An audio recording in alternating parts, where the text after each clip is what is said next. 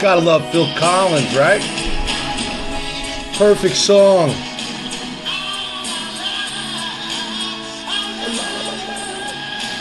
Gotta love Phil, one of the best drummers in the world.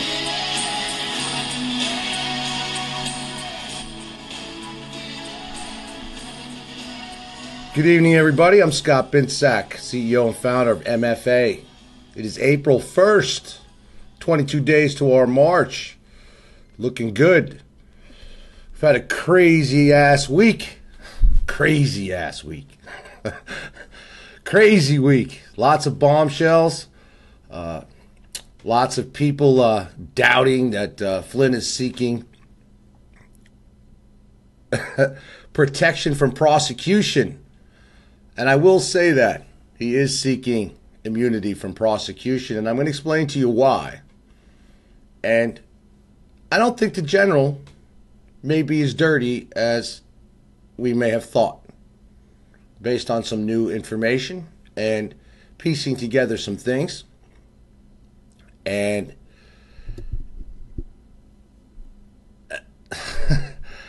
you know, many people are still sharing, I kid you not, many people are still sharing that from a couple of fake news sites that General Flynn's attorney said he's not seeking immunity. That's how badly the internet can control people. And that's what their theory is behind Russia, is that they control the internet. And we'll get into that with over, like they say, 15,000 people. 15,000 people are behind the Russian interference with our elections, okay? And that the FBI is having agents all over the world investigate this Russian interference with our election, to the point where former corrupt President Barack Hussein Obama, you know, ordered reports on his desk before he left from his corrupt intelligence agencies to say that Russia interfered. And, you know, yeah. And then we had CrowdStrike come in, and I'm going to get into that, and we're going to expose CrowdStrike tonight. But I first want to get into you guys and show you something, and I want to explain to you how this, what they really are going on after General Flynn for, okay? And the man behind that farce and fake story to set up General Flynn is none other than former CIA Clinton head Woolsey. This gentleman right here. Nice. Well, that's the Wall Street Journal interviewer for the Woolsey interview. So I'm going to play this for you guys, and I really want you to listen to this. And this is what broke from the Wall Street Journal that not many people paid attention to. You know, it made mainstream, but not many people paid attention to what Woolsey had to say in this exclusive interview to the Wall Street Journal. Now, this is before the Wall Street Journal broke the story with the Associated Press having to do that General Flynn was seeking immunity that everybody said was false. So let's go here. Wall Street Journal. I'm joined today by James Woolsey, the former head of the Central Intelligence Agency. We have a story about an interesting meeting you attended with Michael Flynn, the former NSA director for President Trump. And this meeting happened last fall. This is when he was a national security advisor to Mr. Trump. He wasn't yet president. And at this meeting, there was a discussion of, in your words, whisking, a kind of a covert action in the dark of night, whisking a political opponent of the head of Turkey, Mr. Erdogan, out of the United States. Can you tell us a bit more about what was discussed at this meeting? Yes. Let me say that I had agreed a year or so earlier to go on an advisory board for Mr. Flynn's company, the Flynn Intelligence Group, but I'd never done anything with respect to it. They never asked me to do anything. I had no financial interest in it. It was basically a handshake. If you need me sometime, let me know. So I did absolutely nothing with them. And I was, actually I was on a television program and had gotten word a day or so before that they really, really wanted me to come to a meeting at one of the local hotels here in New York. Essex House in New York City. And I showed up, and there were several Turks and several Americans there. Turkish ministers. These were high yes, level. we eventually sorted out who was who. I came in, as I said, in the middle of this including meeting. The foreign minister of Right. Turkey. And but there was discussion, serious discussion, of finding some way to move Mr. Gulen out of the United States to Turkey. I think, since I only heard part of the discussion, I could have missed an early statement that put some kind of caveat on it by somebody. But you might call it brainstorming, but it was brainstorming about a very serious matter that would pretty clearly be a violation of law. And they finished their discussion not too long thereafter.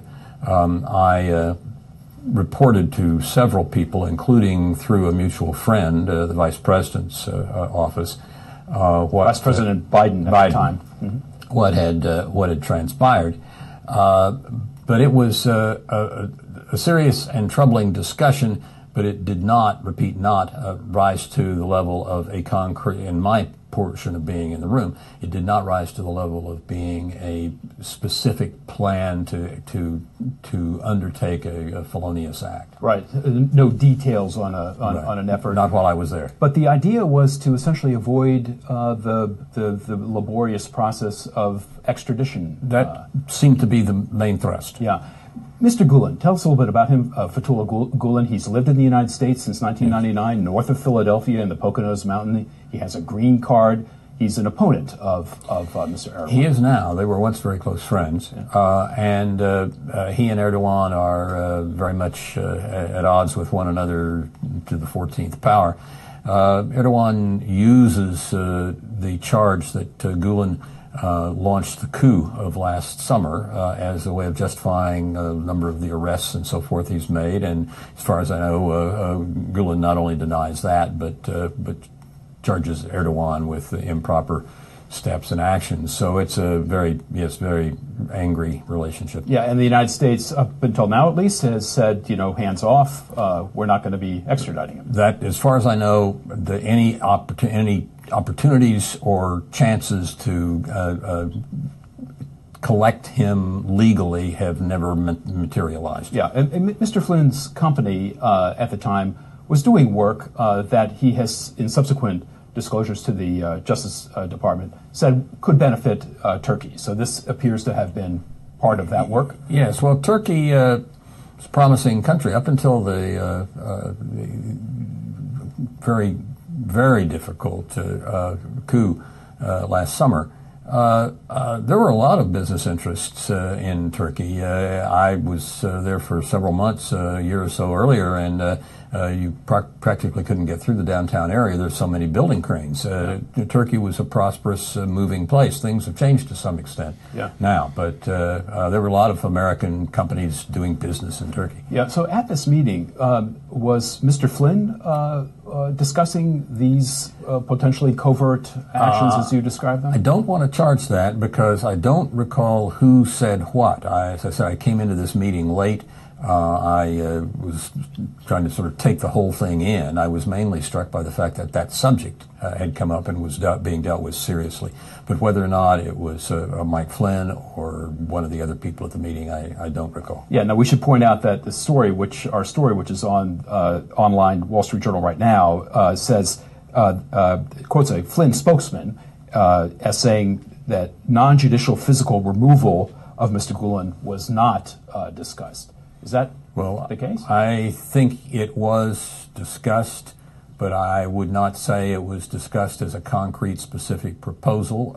It could well have just been brainstorming, and the discussion could have taken place, a large share of it, while I was not there, because I was late, as I said, to the meeting. Yeah. What did you say to the Americans in the room as an advisor to Mr. Flynn's group? What did you say to Mr. Flynn and other members of the group? Well, I didn't want to get quoted, so I said, as I left, perhaps to one or two of them, something very vague about some problems there or issues there, because I wanted to decide how I reported that. I didn't know some of these folks. I didn't know what their propensities were, and they were not the ones to report to. So I did have a channel to the vice president, and then I had others that I could make statements to. Did you say anything to Mr. Flynn? Don't recall that I did. Yeah.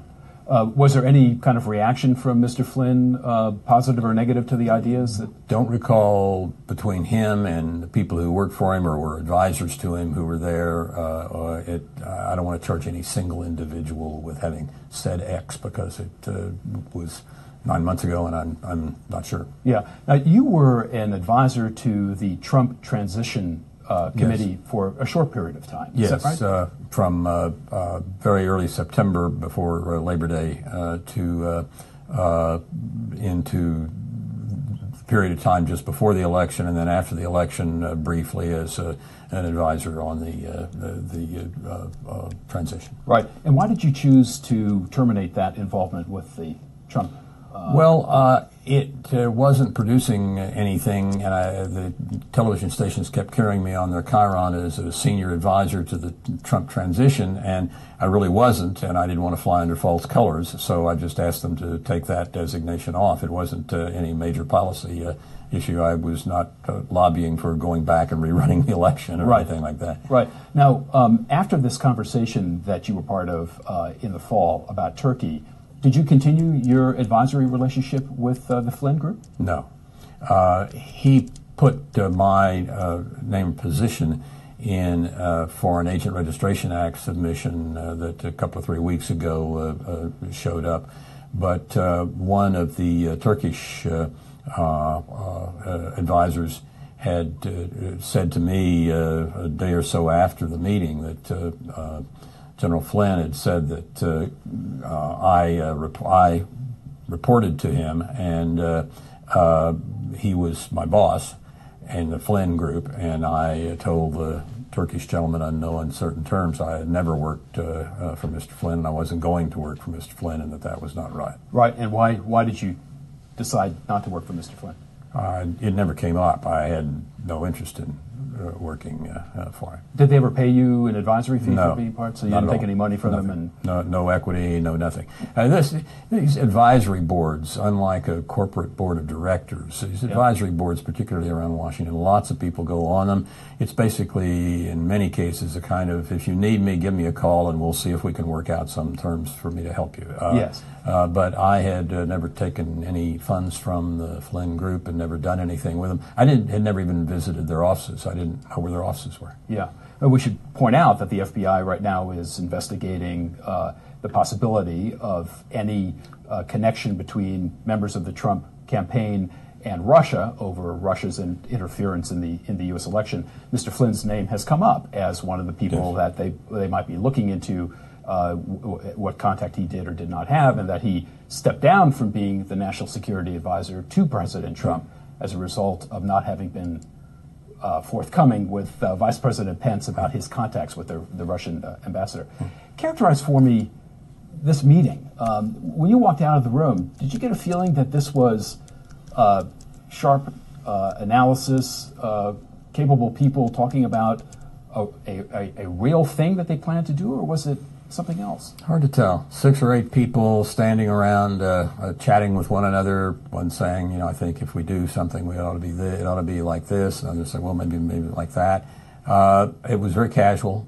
It was not particularly focused on detailed planning or coherent, but the subject matter was in several spots, really, I think, quite clearly examining, if only hypothetically, a way in which to get Mr. Gulen out of the United States and back to Turkey. Right. And do you remember any of the language that was used? You kind of recall it now as being kind of covert, the discussion being of covert action taken. Well, how did you come to the conclusion that it was covert action? Well, it would be very difficult without a finding from a court, an extradition order, to show up in full light of day in Mr. Gulen's home and clamp manacles on him and take him to be flown out of the country. We don't run that kind of a society in the United States. If you're going to extradite someone, you go through procedures. You do it right. You don't do something like that. And you may lose. And you may lose, absolutely. Mr. Woolsey, thank you very much for your time. Thank you. Okay. Also, the Turkish embassy in a statement acknowledged that Turkish officials met with General Flynn but declined to discuss the content of the discussion. This story broke first, and I covered this about a week ago. And I know many people didn't want to pay attention to it because I was saying that Flynn was going to flip. And people are like, no, Flynn is not going to flip, and now he's seeking immunity. This interview took place by the Wall Street Journal prior to the 27th, and they had it timed, and then they released it, and then they subsequently just released yesterday that Flynn was in negotiations, per his lawyer, with Senate Investigation Committee and the FBI for immunity. You've since heard Trump come out and recommend that Flynn get immunity. You heard Jay Sekulow tonight discuss that as a defense attorney, he would recommend, people need to listen to what people said, as a defense attorney, he would recommend his client seek immunity as well. Anybody would, if you have something to hide or you suspect that they're going to set you up. I believe, after further investigation and discussing with some others, including that of an investigative reporter that we've been dealing with, that it is possible that the left has come out with this concocted story via Woolsey, who is the former head, Clinton's former head, CIA head, and who I constantly was bashing why Trump brought him on, and said this guy's a spook. Why is he bringing him on his team? An ex-Clinton CIA head. Once a spook, as I keep saying, always a spook. However, and most people, as I'm trying to explain, Fatah Gulen is also been accused by Russia and Turkey as carrying out, most likely with our CIA, the execution, the assassination of Russia's Turkish ambassador. Okay? And Flynn, while he was on the Trump team, got paid, $45,000, and it's believed to be a deposit to get Fatah Gulen out of this country, which we have been protecting under the Obama administration for some time. And he is, to the Turkish regime, considered, a very dangerous man because he's responsible for a coup, a failed coup, on the current Turkish president. Putting this together with the intercepted telephone call, or the call that Flynn had with the Russian ambassador on the same day that Barack Obama put sanctions on Russia, I believe false sanctions, kicking the 25 Russian diplomats out of this country, it was all staged. I believe this entire Russian matter is staged. And even as of tonight, you hear people all over. It doesn't matter what channel you're watching, whether it's the garbage liberal networks or even on Fox. These Democrats are still insisting that the FBI has evidence, and the CIA.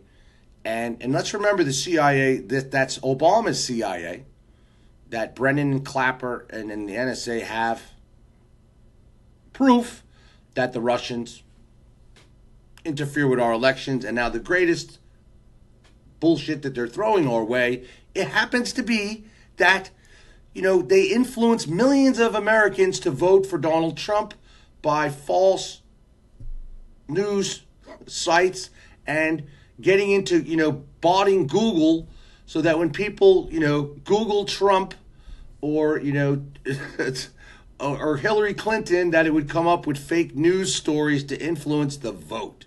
This is quite desperate and far-reaching.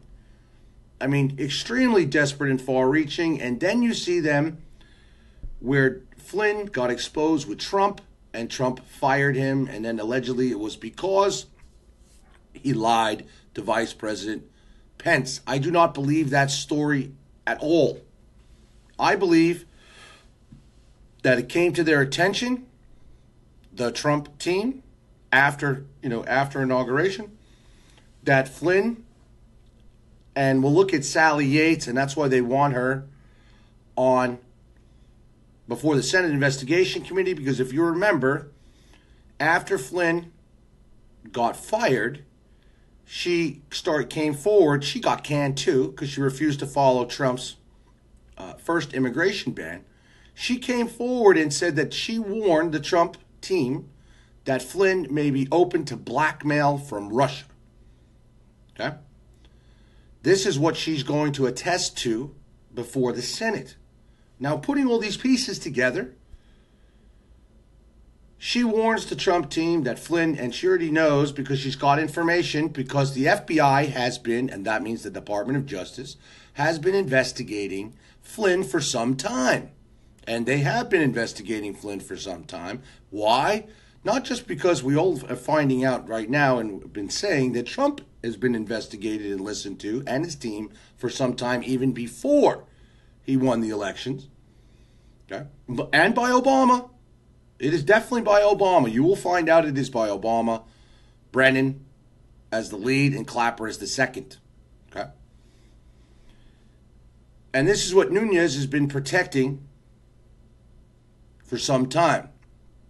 And as you see, the left keeps rising up and rising up and rising up and demanding his resignation because they don't want him on the team. If you watch any of the liberal left news channels, media outlets, that's all and they're deeming General Flynn already guilty. Well, I'll say Flynn is already guilty. However, I believe he's guilty of speaking to Russia's ambassador and saying, listen, we'll take care of these sanctions for you once Trump is in.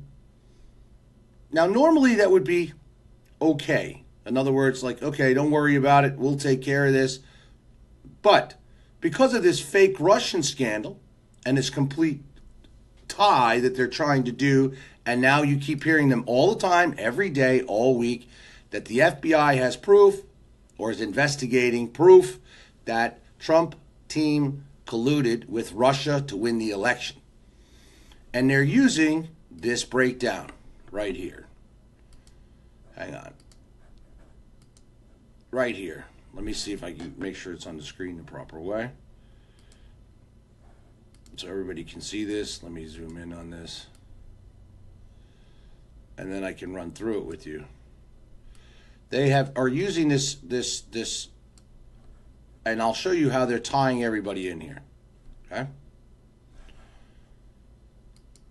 So this is a network of ties to Russia as they're trying to do this. The FBI is investigating possible coordination between people associated with the Trump campaign and Russian authorities during the 2016 election.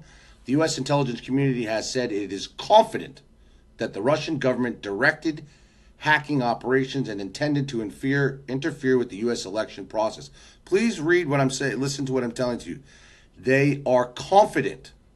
Our intelligence community is confident that the Russian government directed hacking operations, and here are some of the high-profile people who have been drawn into the investigation.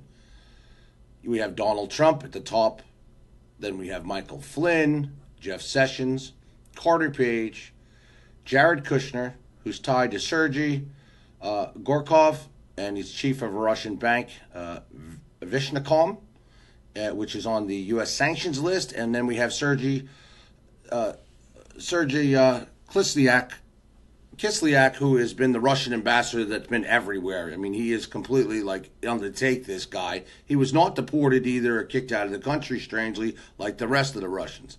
Then we have our boy Roger Stone as an informal Trump advisor and confidant. We have Paul Manafort, as we all know, former Trump campaign manager, tied to Oleg Deripaska, who is a Russian aluminum billionaire, and the guy's dirty.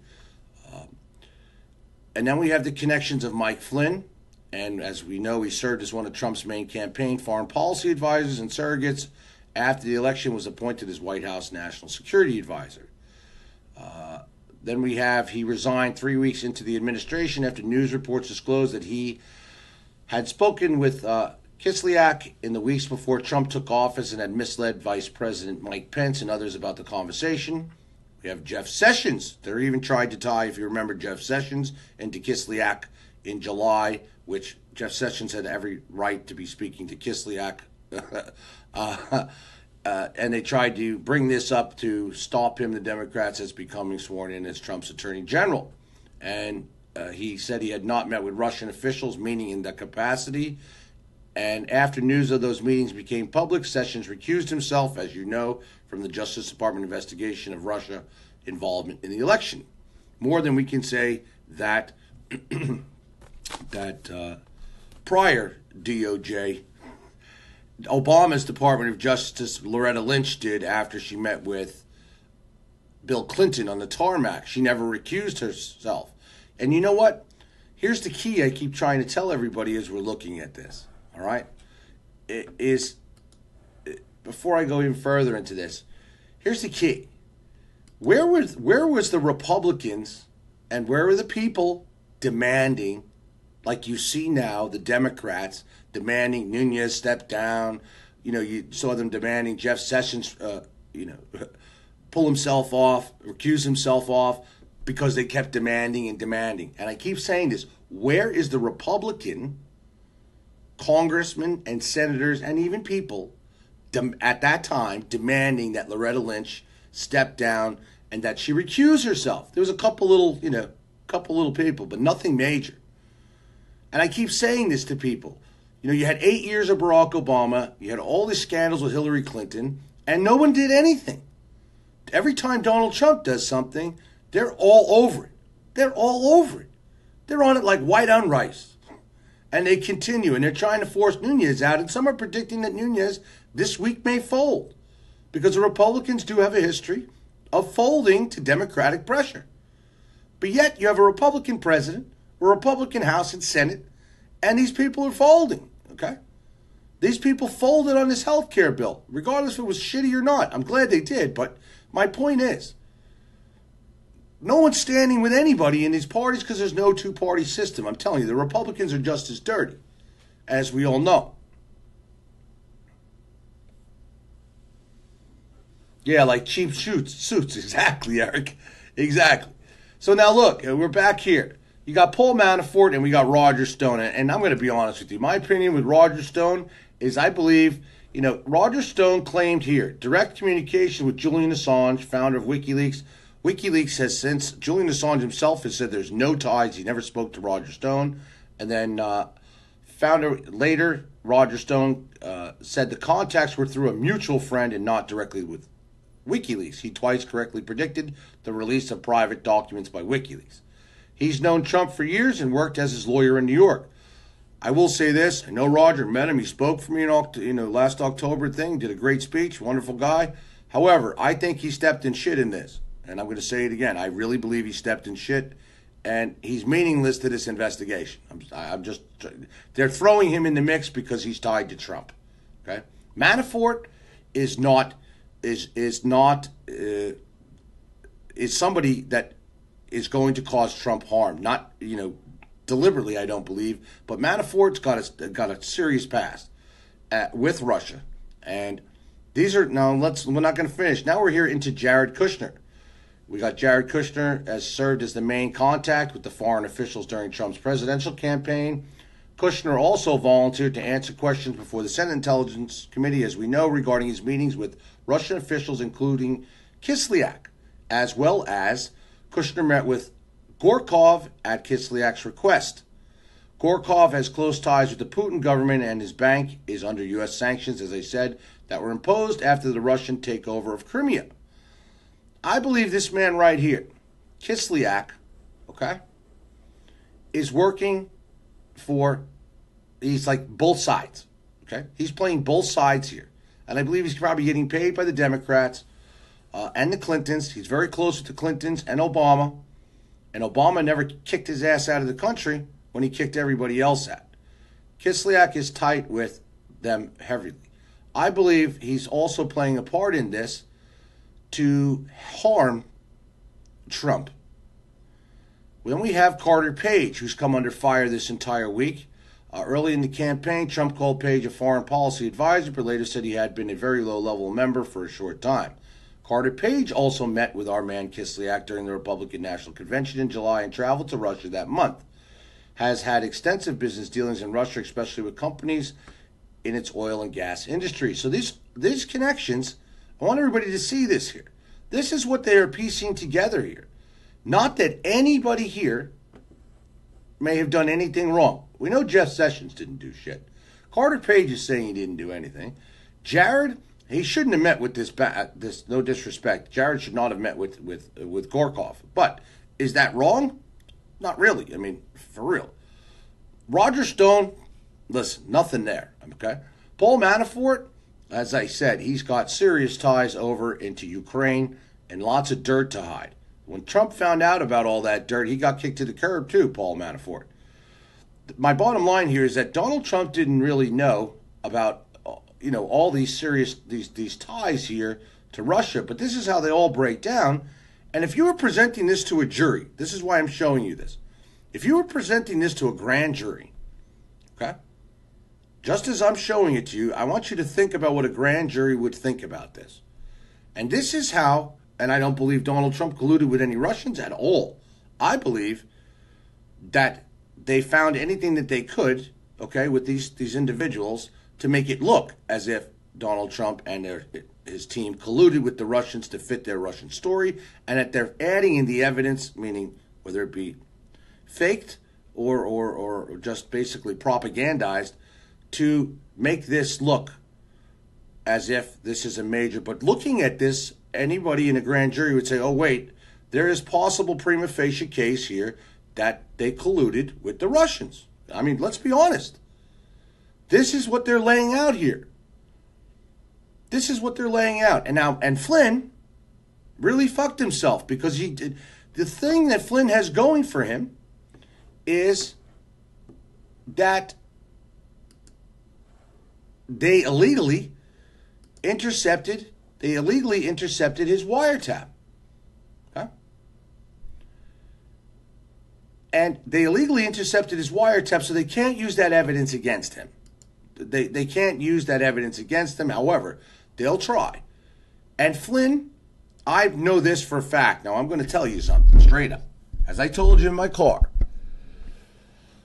Flynn has been under federal investigation for a long period of time.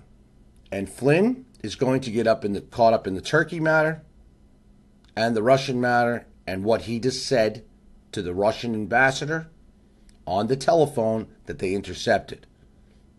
Whether they can use it in court or not. Comey has him. And Comey's a key player in all of this with these gentlemen right here. Okay? We got Clapper and Brennan over here. And, we got Flynn at the top. And we got Trump in the middle here. He's sandwiched in all of this. Okay? He's sandwiched in all of this mess.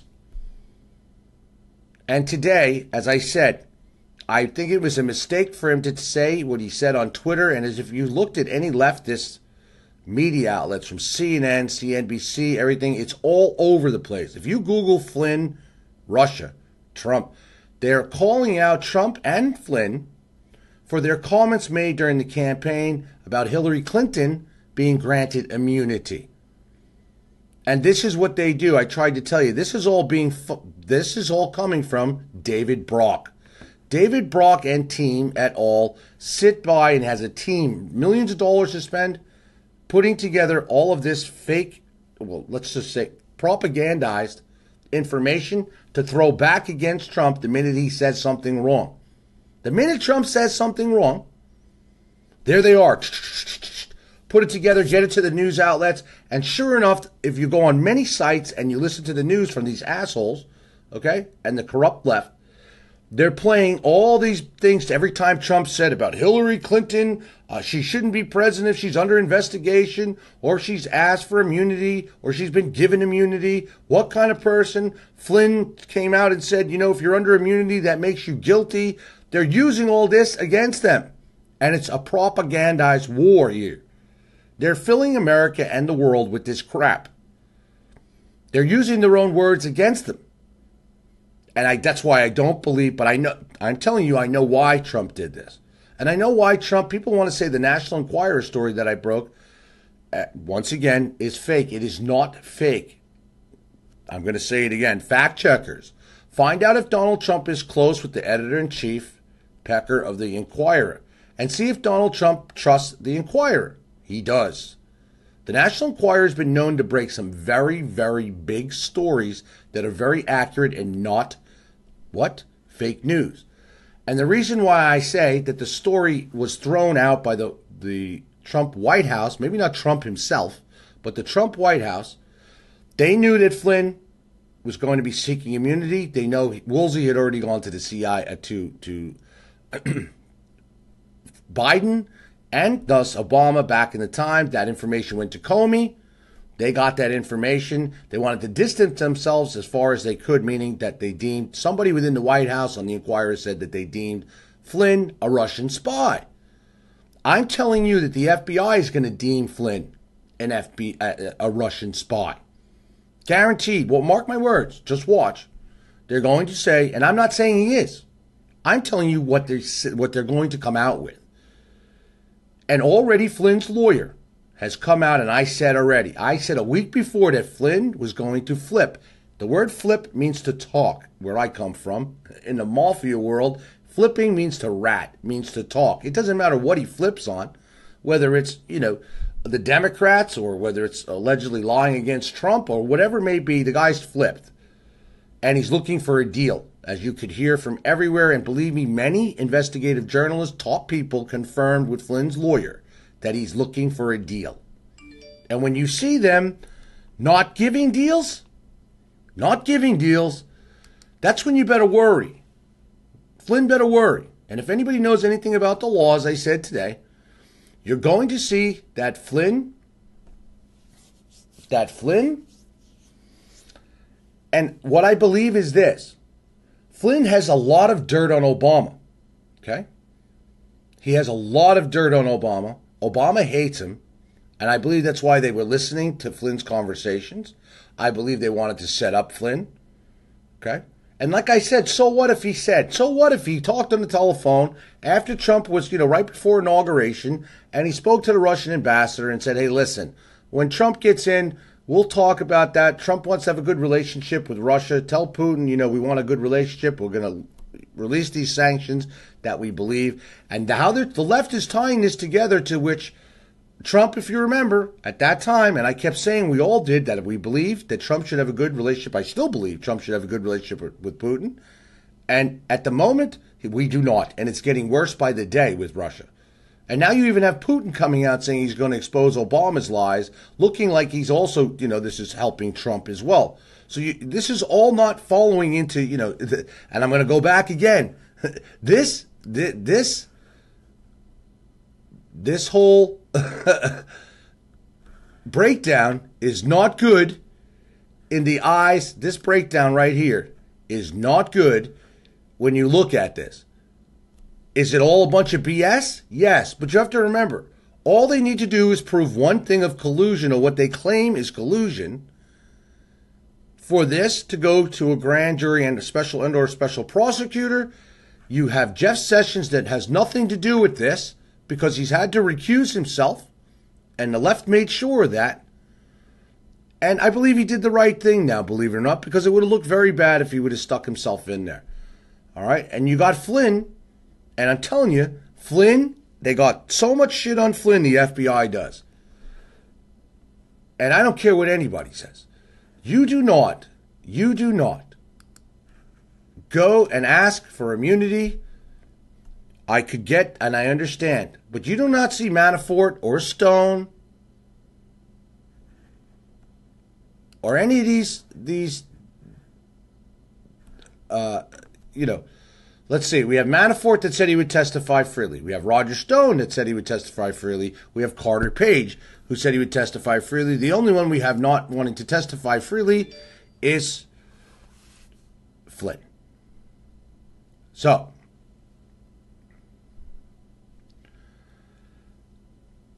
bottom line, this cloud is going to hang for a while. You saw very good news today. It was a very big bombshell. Nunez held his guns, and he showed, he showed the White House opened up what documents he saw because they are serious. I believe they will show that Obama did spy on not just Donald Trump, but other Americans as well. And then you're going to get into this Montgomery situation, which you have to ask yourself. A lot of us truthers broke this story about Montgomery. Montgomery's information has yet to come out, yet we shared with you the letter to the Senate Investigation Committee. They all got it. Comey's had the information for 2 years, and yet nothing from Montgomery, meaning from them. They've not brought it up. They've not done anything with it because I'm trying to tell you something. They want to discredit Montgomery, call him a con artist and a fraud because this man robbed the CIA and the NSA so badly, they are quite embarrassed. George Bush was quite embarrassed, and they couldn't kill the guy because he's got the information all over the place. Trust what I tell you. He's got himself protected. And now you have his lawyer who's come forward and tried to and said, listen, he's going to go public. He went public with it. He was on Fox, even on Fox Business. And when his lawyer told us what he had, the girl, I forgot her name. I forgot her name, who's the host there on Fox. She was like, I tried to find the video. I wanted to show the video. She was like this. That's quite the bombshell. She didn't know that he was going to say that. And since then, you don't see this story. Like, this story about Montgomery has just been like basically washed out. It's not being covered. It's not being covered. What is being covered is the constant Russian interference with our elections. So now I'm going to get into CrowdStrike. Let's go back to the beginning. And people want to know, some people do not know who CrowdStrike is. So let's go back to, let me get on here. Give me 1 second. And I'll zoom in on this. And I'm going to bring you back to an original Breitbart article about CrowdStrike. Damn beeping. I have the thing on mute. Amazing. Shut off now. Having a good day. Okay. Let's go into Breitbart. DNC Russian hacking. Conclusion comes from Google-linked firm. Now, a lot of people do not know who CrowdStrike is, so that's why I wanted to go into this. CrowdStrike. The third-party company relied upon by the FBI to make its assessment about alleged Russian hacking into the Democratic National Committee, DNC, was financed to the tune of $100 million from a funding drive last year led by Google Capital. Wow, I wish MFA would get some of these donators. Holy shit. Google Capital, which now goes by the name of Capital G, is an arm of Alphabet Inc. Already sounds like a spook company, Alphabet Inc. Google's parent company. I don't know if you all know who Eric Schmidt is, but the chairman of Alphabet has been a staunch and active supporter of Hillary Clinton and is a longtime donor to the Democratic Party. So you have to understand, Google right now, and has been, is run by the Democrats. All these media outlets, CNN, Google, I mean, it goes all the way up to Disney, for Christ's sake, ABC.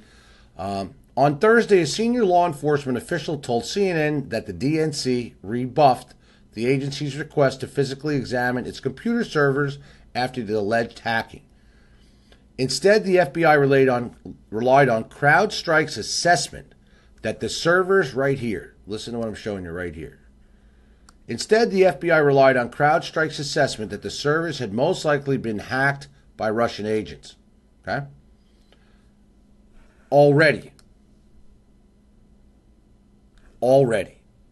All of this, FBI, Comey, McCabe, second in command, tied to the Democrats. Comey replied, to the Clinton Foundation, relies on CrowdStrike. CrowdStrike's tied to Google with Schmidt. Put all the pieces together here. This has been in the works and in the plan for a very long time. This entire Russian matter and this alleged fixed and hacking of the elections. So now they went from this. Okay, of that. Well, they're still sticking to this, that the DNC emails were hacked by the Russians.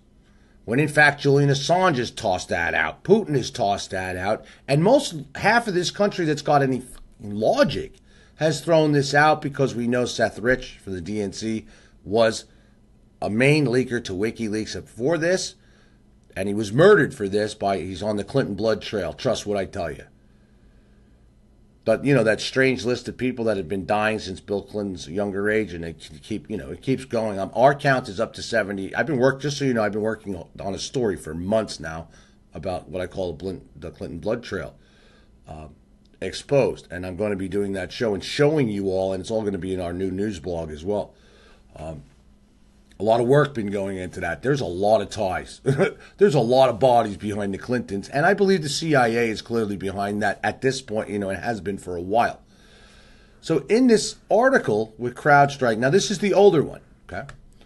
The FBI repeatedly stressed to DNC officials the necessity of obtaining direct access to the servers and data, only to be rebuffed until well after the initial compromise had been mitigated.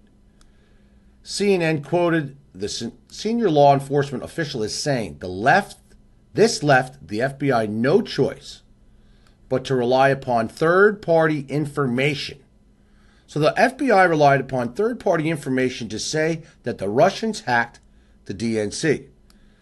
These actions caused significant delays and inhibited the FBI from addressing the intrusion earlier. The news network was following up on a BuzzFeed report that first broke the story that the FBI did not examine the DNC servers before issuing a joint report with the Department of Homeland Security last week accusing Russian civilian and military intelligence services of compromising networks and infrastructures associated with the 2016 presidential election. How quickly people forget this is January 6, 2017, that the FBI is basing its information that the Russians 100%, as they just even said tonight and today and others, that the Russians hacked the DNC. Okay? Contrary to the claim from the FBI about being rebuffed, Eric Walker, the DNC's deputy communications director, told BuzzFeed that the FBI never, here it is, the FBI never requested access to the servers. So in other words, the FBI went and told the world in a joint report with the Department of Homeland Security in January that the Russians and their military intelligence services compromised networks and infrastructures and hacked the 2016 presidential election DNC's computers and thus Podesta's emails. Right here, FBI never requested access to the servers. So you're getting information based again on bullshit. Bullshit. Okay? The DNC had several meetings with representatives of the FBI Cyber Division and its Washington, D.C. field office, the Department of Justice National Security Division, and U.S. Attorney's Office, and it's responded to I can't even speak tonight. To a variety of requests for cooperation. Here it is. They asked for numerous requests for cooperation, but the FBI never requested access to the DNC's computer servers. Walker wrote in the email. So there is proof of this. Once again, FBI never requested access. This BuzzFeed further reported on the FBI's reliance on CrowdStrike's assessment about the alleged Russia hacking. The FBI has relied on computer forensics from a third-party tech security company, CrowdStrike, which first determined in May of last year that the DNC servers had been infiltrated by Russian-linked hackers, the U.S. intelligence official told BuzzFeed News. CrowdStrike is pretty good. There's no reason to believe that anything that they have concluded is not accurate, the intelligence official said, adding they were confident Russia was behind the widespread attacks. The Clinton News Network report, i.e. CNN, also affirmed that the FBI relied on CrowdStrike's findings. Let's get into who CrowdStrike is. CrowdStrike is a California-based cybersecurity technology company co-founded by experts George Kurtz and Dmitry Alperovich. The The company's website explains the firm was founded because Alperovich and Kurtz realized that a brand new approach was needed, one that combines the most advanced endpoint protection with expert intelligence, blah, blah, blah, blah, blah. In an Esquire profile, Alperovich, and a Russian expat, calls his first, get this, so now listen, the owner of the company, CrowdStrike, is a Russian expatriate. Recalls he first discovered that Russia allegedly hacked into the DNC when one of his analysts installed a proprietary software packaged into the DNC system and immediately discovers the alleged Russian breach. Are we sure it's Russia? Alperovich said. He asked the analysis. Esquire reported the analysis said there was no doubt Falcon had detected malicious software or malware that was stealing data and sending it to the same servers that had been used in a 2015 attack on the German Bundestag. The code and techniques used against the DNC resembled those from earlier attacks on the White House and the State Department. The analyst and former intelligence officer told Alperovich and Falcon had identified not one but two Russian intruders. Cozy Bear, a group CrowdStrike's experts believe was affiliated with the FSB, Russia's answer to the CIA. The FSB is Russia's CIA. And Fancy Bear, which had linked to the GRU, Russian military intelligence. Now, let's fast forward. So, in other words, well, before I go there, let's go here real quick. It also says Fancy Bear, on the other hand, had been in the network for only a few weeks. Its target was DNC Research Department, specifically the material the committee was compiling on Donald Trump and other Republicans. Meanwhile, CrowdStrike Group, called the Overwatch team, used Falcon to monitor the hackers, a process known as shoulder surfing. According to the Esquire story, Alperovich was surprised when the DNC, which had contacted CrowdStrike for cybersecurity, wanted to go public about the alleged Russia hack, which took place around the same time here. Donald Trump was being accused of having a relationship with Russia. Ding, ding, ding, ding, ding. Now, all funded by Google. Now, if we fast forward, whoops. Sorry, guys. Now, if we fast forward to just recently. So let's get this straight. The FBI is basing its information on a third-party company run by an ex-Russian on top of it to say that the DNC computers were hacked by Russia. This is a very weak, horrible case and very bad trail by our own, and this should scare you that our this should scare you. This should really scare everybody. You want to know why? This is the worst carrying out of a crime, meaning making it look like a crime, a false flag that the Russians hacked our elections. This is horrible. When you piece all the pieces together, these are bad criminals. Our own intelligence agencies are horrible. That should scare you. That should scare you. And under the recent WikiLeaks dumps, reading what I just wrote to you, it said it communicated, it's all communications from what? Possible Russian, same breadcrumbs that were left, and what's just been proven? That the CIA and our intelligence agencies can fake and make it look like, so are we really being attacked by Russia and China? No, we're being attacked by the CIA. Okay, for a majority of it. Don't get me wrong. Our other countries, they do their spying. So this is what this is all based on this part. Now we're going to fast forward. Yeah, it should tell you we're all not safe at any level, and that, as I know, it's public corruption, and that we have all been puppets to the master puppet. This is what it is. They want you to believe that Bashar al-Assad gassed his people, that's what they'll do. They want you to make you believe that Russia hacked the DNC. They'll even use a third-party company, and when you really look at it, but you see, they'll put it all over the news that the FBI has confirmed that the Russians hacked the DNC and Podesta's emails. When you look at who proved it to them, it's a bullshit, Democratic-backed, Clinton-supporting backed company. I mean, there's no coincidences really in life, everybody. Trust me. I mean, this doesn't take rocket science to figure this out. That's what I'm trying to tell. People should be very scared. This is the best that our intelligence agencies have. This is the best that they have. And now I'm going to get into what just came out. Just broke today. Okay? From Rand Paul.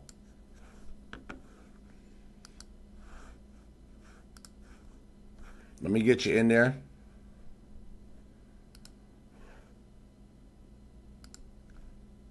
And I'll blow it up even bigger than that. This just broke and came out today. A lot of things dropped today. A lot of bombshells dropped today. A lot of good information dropped today. The White House also released its finances today. Man, Kellyanne Conway. She's got some assets. She should be proud of herself. Pow. I tweeted that. Kellyanne, good job. She's worth millions. That's not bad for a consultant, right? Okay. This just broke today. There was no Russian hacking of the 2016 election. Now, let's get into this. The cybersecurity firm that everyone is depending on to make the case for Russia's alleged hacking of the 2016 presidential election, CrowdStrike, which I just showed you from January, has just retracted, right here, has just retracted a key component of its analysis, but the mainstream media continues to chug along, ignoring any facts that contradict their preferred narrative.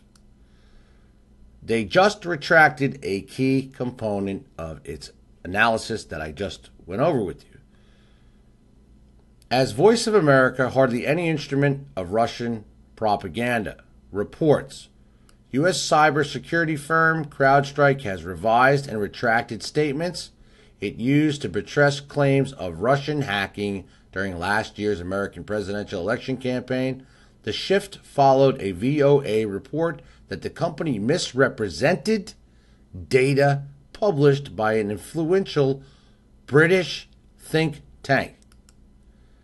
This retraction pulls the rug out from under CrowdStrike's identification of the hacking group that supposedly broke into the Democratic National Committee's server. Notice this was not covered anywhere. I shared it several, some other people shared it on the internet, but no major media really is covering any of this. Last year, as I just read to you from July, last year the company announced Fancy Bear, the name that they gave to the hackers, had used identical tools and methods to hack into software used by the Ukrainian military, an act they claim led to the destruction of 80% of the Ukrainians' howitzers in their war with rebel forces. Up until that point, CrowdStrike had merely suspected, key word right here. This is like law. When you read case law and you read things, you got to look for the words. If you studied the law, ever studied the law, there's lawyers listening to me, you know what I'm talking about. Laws based on, presiding case laws based on words. Here it is. CrowdStrike had merely suspected that the Russians were behind the DNC hack. No, what you just read that the mainstream media put out and what the FBI has stated is that they 100% have evidence that the Russians hacked the DNC and Podesta emails. Even better. Given the Ukraine evidence, combined with the assumption that the rebels are Russian-backed, CrowdStrike head honcho Dmitry Alperovitch, Alperovitch. Talk straight, Scott. Alperovitch told the Washington Post, here it is, told the Washington Post, now we have high confidence it was a unit of the GRU, i.e. Russian military intelligence. So now it's changing its story. Now it's the Russian military intelligence. The retraction means that, here it is, high confidence has been considerably lowered down to the level of mere suspicion. Forced to backtrack in light of the VOA's definitive takedown, CrowdStrike's whole case collapses. Thus, so does the FBI's. But you don't hear that, and you still hear today that the FBI has proof, 100%, and that the FBI is expending, okay? The FBI is expending massive resources. The FBI is expanding, massive resources and money. 15,000 people, they claim, are involved in this worldwide, looking into the Russian hacking of the DNC and any ties with Donald Trump and his team to Putin. 15,000 people worldwide in different agencies. This is not all the FBI, but other agencies that they're working with, like British MI5, MI6, all these different agencies across the country are looking to see if the Russians hacked our election, i.e. the DNC servers, and Podesta's emails, when in fact, just breaking today, it's bullshit. It's all BS, and it's just a suspicion. They have zero. They really have zero. And Putin's even told them you have zero, and he's getting ready himself. And that was a true statement by Putin, okay? By Putin's people and Putin himself. That if the United States doesn't call its bullshit, it's going to start releasing heavy-duty shit that its intelligence communities have on Obama. Please, Putin, please, send it all out. Give it to, for once in a lifetime, why don't you give it to Julian Assange and call him on the phone and say, hey, Julian, he's going to need your help anyway. Just so everybody knows. If the Ecuadorian president, current one, loses the elections, Julian Assange is FUCKED. Fact. He will, within 30 days of election, kick Julian Assange to the curb. So Julian Assange may end up in Russia, just so everybody knows. Now,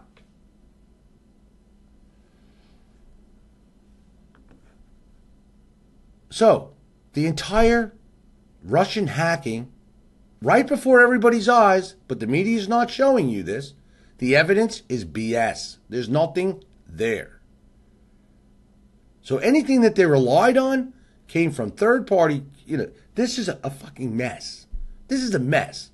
And this is what you hear in the news every single day. And they will beat it to death. And now they're sticking with a whole new theory on top of this, that, as we said, that we've all been manipulated.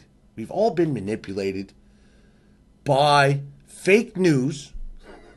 By 15,000 different people, along with the assets that they're using across the country to spread fake news, especially in the last 2 months of the election, for people in especially swing states. Now, maybe they have to say the swing states now. Pennsylvania, Michigan, the ones that were originally blue that turned red are saying we're the most influenced. Now, we can all laugh at this and say, oh, this is bullshit. But I want you to, again, pay attention to the scary part. You see them bringing in witnesses. You see them demanding evidence. You see them claiming that the Russians did 100% hack the DNC and 100% interfered with our elections, to the point where we're basically on the verge of war with them. And basically Obama did declare war on them by kicking their diplomats to the curb and putting sanctions on Russia. That is an act of war, just so you know. So,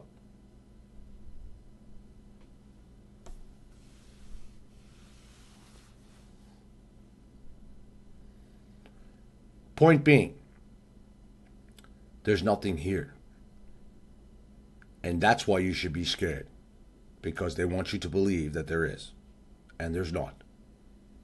It is the greatest fraud perpetrated on the American people for an election. And Donald Trump, although many in his team may have had some ties to Russia, with the exception of Flynn, which is still open on what he actually discussed and what's going to come out about Turkey, and the truth in that matter is going to be difficult to find as well. You want to know why? Because they're manipulating the truth all over the place. And even if Flynn did break the law, or didn't break the law, they're going to make it look like he did. And if he did break the law, well, then rightfully so. But guess what? In this country right now, think about what I just told you. How are we ever going to get to the bottom of the real truth here? How does America really get to the bottom of the truth of the matter? How?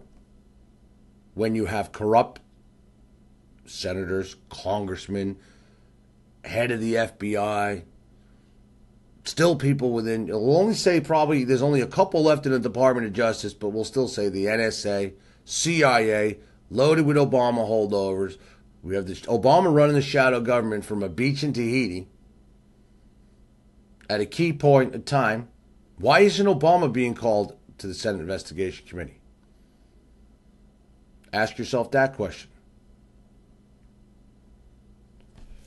Why isn't anybody investigating Obama for many, many things? You see Trump calling for, why don't they investigate the Russian ties with Hillary Clinton? And you know what they use that for? There's Rachel Mad Cow out there. Do you know that means Donald Trump,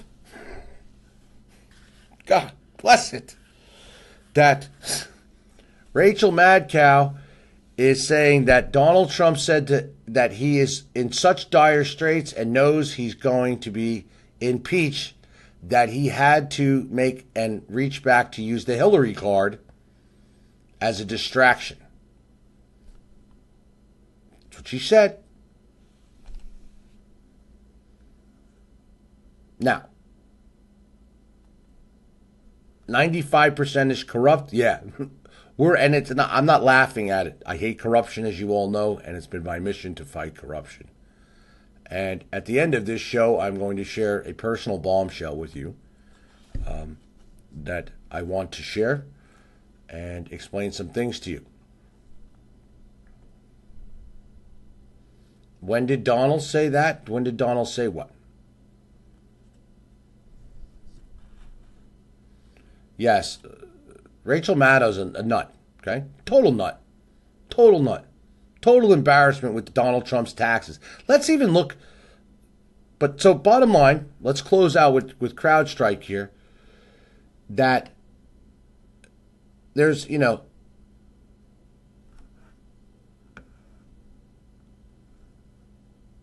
last summer, cyber investigators plowing through thousands of leaked emails from the Democratic National Committee uncovered a clue. A username, and you can't, it's in Russian, so I have no idea what his name is, modified one of the documents, it's a Russian name, modified one of the documents using in the Russian language, translated, his name was Felix Edmonovich, referring to Felix, the chief of the Soviet Union's first secret police organization, the Chechka. This is the clue. One more time. What did Julian Assange just break with the CIA? That they leave these crumbs, you see? They leave crumbs behind to make it look like, what? It's Felix right here. So why would the nefarious, albeit highly skilled Russians, this is the point I've been trying to make to many, why would the nefarious, albeit highly skilled Russians leave this glaring clue for them to see? Why? Or was this clue deliberately misdirection on the part of the real hackers, i.e., CIA? The latter seems highly likely. not that the geniuses over at CrowdStrike would want to understand this. After all, they were paid by the Democratic National Committee, which used the incident to drum up the narrative that the evil Russians were trying to damage Hillary Clinton and elect Donald Trump. Follow the money, folks.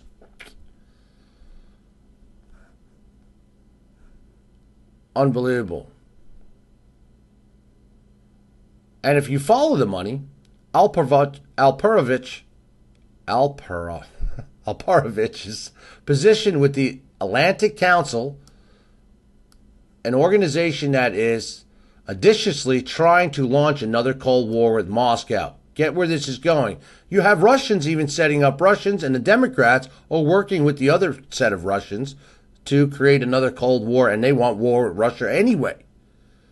Here's the key. Remember, the FBI never looked at the DNC servers. They depended on CrowdStrike, which has a $150,000 a year no-bid contract to perform security services for the agency to analyze the forensic evidence.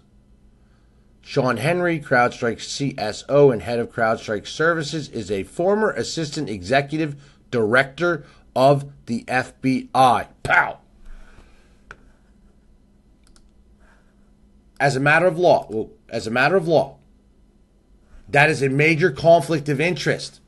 That CrowdStrike's executive is a former FBI agent. Do you all?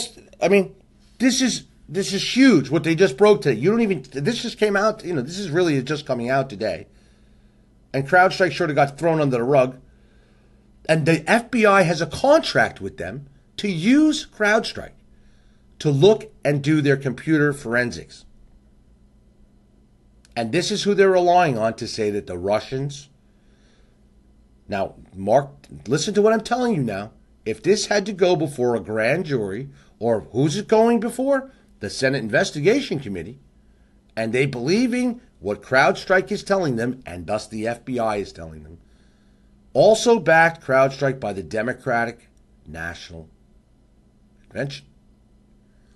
Also backed by Schmidt from Google, who is tied with Hillary Clinton. Connect the dots. There is no ifs, ands, maybes, buts here. Nothing. Right there. Right there.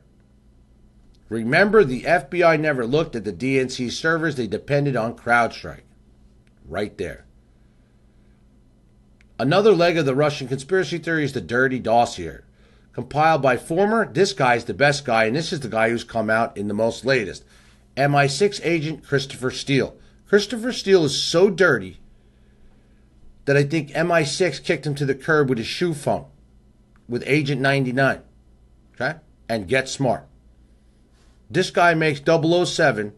I mean, he tries to be 007 and he's like 000. Okay? Christopher Steele, which alleges that the Kremlin has compromising information on Trump and is blackmailing him to sell his own country down the river. So who was Steele's main source? Let's get into this quickly. Very powerful shit here. Yes, Pam, the FBI should not be looking at themselves now, should they? The FBI shouldn't be. The FBI's own people, how do you think they put all this together? And then you have, here they are, Senate Investigation Committee. You have this being presented to congressmen, senators, both. You have several investigations going on here right now, okay? The interference with the elections, okay. Point being, they are looking at these documents and analysis from a company that is Democratic based, has a former FBI head, CSO, tied and backed by Schmidt from Google, who's tied to Clinton, and who's manipulating who and creating the false flag here, as I've been saying. This is bombshell. Now let's get into Christopher Steele. Christopher Steele, you remember the dossier that came out that who? McCain gave to Comey, alleging that Donald Trump had hookers in his room and golden showers and the like. Could you imagine Donald Trump With hookers on his bed and golden showers? I don't think so. I don't care what he's done with women in his private life, but I'm going to tell you what. I cannot see Donald Trump. And I'm telling you now, not happening. This is how crazy, and just piece these together. Now, all this should fall into place for everybody right now on how the dossier, how they claim that the Russians interfere with the election. It's all based on bullshit. So why isn't this truth that I'm bringing you and Rand Paul, is trying to bring the world as well, and others, coming forefront to Fox even? Why isn't it coming forward anywhere? Where is this? It's on the internet, but it's not any in mainstream media. Why? It throws the whole FBI story and see everything that the election, that the Russians interfere with our elections down the toilet. It's in the shitter. It's flushed. It's gone. It hit Moscow already, and from there has already bypassed and hit Obama in the face on the beach in Tahiti. That's how bad this is. In other words, this is just the worst freaking alleged Russian hacking fraud that could be. They pieced this together. They put this together, paid off whoever they had to pay, and slammed this together fast because they did not expect Donald Trump to win the election. And this is what America is relying on as evidence. The Democrats, the liberals, you should be ashamed of yourself that you're relying on this. You've been sold out by your own kind. You've been manipulated by your own kind. You've been used since the beginning of time. Since the Indians danced around teepees, okay, and slavery and blacks were brought, African Americans were brought in by the Democrat slave owners. Get what I'm telling you. Now we have the Russians. All because lying Hillary didn't win. And now they want you to believe, and as they said, you and I and everyone else, the millions that voted in key swing states, got manipulated by fake news to vote. The last time I checked, and we double-checked again today, all that time, and even screenshots, was bad, Donald, because I screenshot when you look on Google. You know what I mean? I save those screenshots, so if I have to refer to them, or I'm looking at something, at that time you can see how many stories are up. The amount of fake news about Donald Trump being bad, as opposed to Hillary, is tremendous. So I guess the Russians wanted everybody to see how bad Donald Trump was, right?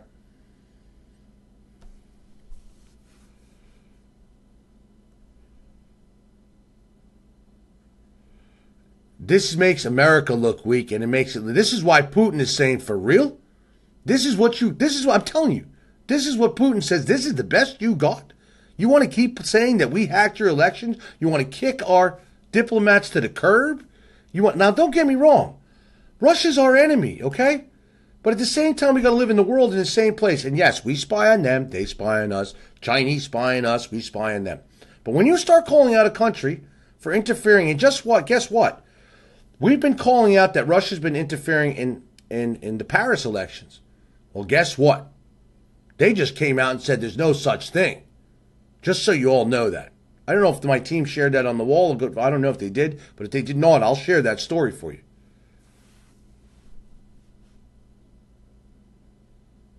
And yes, Eric, they brag about winning the popular vote, which is based on illegal immigrants allowing to be voted, especially in the state of California, number one. Number two, dead ballot. And when you add up all the dead votes, I mean, you'll probably say collectively, let's give it the worst, 250,000, okay? We have fixed machines, all types of things. They say Hillary won the popular vote by 3 million, but guess what? It's so strange. Obama won under the same electoral college, but now you have proof from Montgomery coming out saying that 2008 election, anyway, was fixed. I believe it was. I've said that for the longest time. And I said the CIA fixed it. Montgomery came out and backed that. And I went back in my videos and checked. I did say that. Way before Montgomery ever existed. Meaning, came forward. So now let's look at the second part of this. And this This is the spy, this British spy, this very bad James Bond, okay, with his shoe phone, and his zip watch. This is the guy that they're relying on, and this is the guy who got paid to investigate in Russia to come up with a dossier on Donald Trump, which then was given to McCain, which then gave to Comey, and that's where this madness. Even Brennan and Clapper came out and said that was that wasn't true. This America should be ashamed of itself for allowing this crap. And this is our government. This is who keeps us safe and is supposed to get information on other countries to keep us and intelligence to keep us safe. Really think about what I'm saying to you. This is the best thing that they could do and come up with. This is horrible. And look at the massive leak that happened from the CIA just recently. Look at Snowden. Look at Montgomery now. And look at what Julian, as I just said, what he's breaking from another whistleblower. And all the whole time, the country, they're listening to us more than they are listening to our enemies. America, understand this. They are listening to us and surveilling us more than they are the Russians. And this is what Snowden also proved. They're listening to us more than the Russians and the Chinese and the Iranians. There's something wrong with that picture. And here you go, they're still defending what's going on with General Flynn as far as that his phone and what Nunes has come up with. These assholes are defending the illegal breach of names, the unmasking of names, that it's okay to do that, basically. As long as it cuts to the bottom of the truth and no. These people, and thank God, and I will tell you this, and let's see if I'm right or I'm wrong. I'm going to tell you this. There will be indictments on leakers. Trust what I tell you, and they will go to jail. There will be indictments, hearings, and prison. And it's coming shortly. Promise. Mark my word. If I'm wrong, I'll apologize to you all. I'll send people, there's whatever. I'll eat my crow, okay?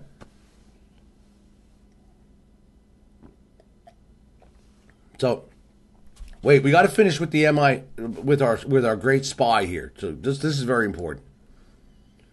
So, another leg of the conspiracy theory is the dirty dossier, as I said. Okay? Now, Christopher Steele, who alleges that the Kremlin has a compromising information on Trump and is blackmailing him to sell his own country down the river. So who was Steele's main source? He is one Serge Milan, who goes by at least two other names and who even friends describe as? Here, this is his source. This is our MI6 agent 000, Christopher Steele, a big talking schmoozer that a globe-trotting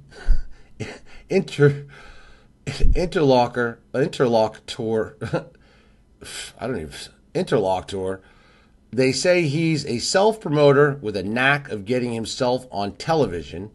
He's an opportunist. If he sees an opportunity, he would go after it, says Tatiana Ospiova, who was a neighbor of Milan's when he lived in Atlanta and who in 2006 helped him found a trade group, the Russian-American Chamber of Commerce in the USA. And don't forget, Steele paid his informants hardly a way to incentive getting truthful intelligence. Milan denies being Steele's source and says the allegations in the dossier are without any basis in fact. Even his own source says that the Trump dossier is bad.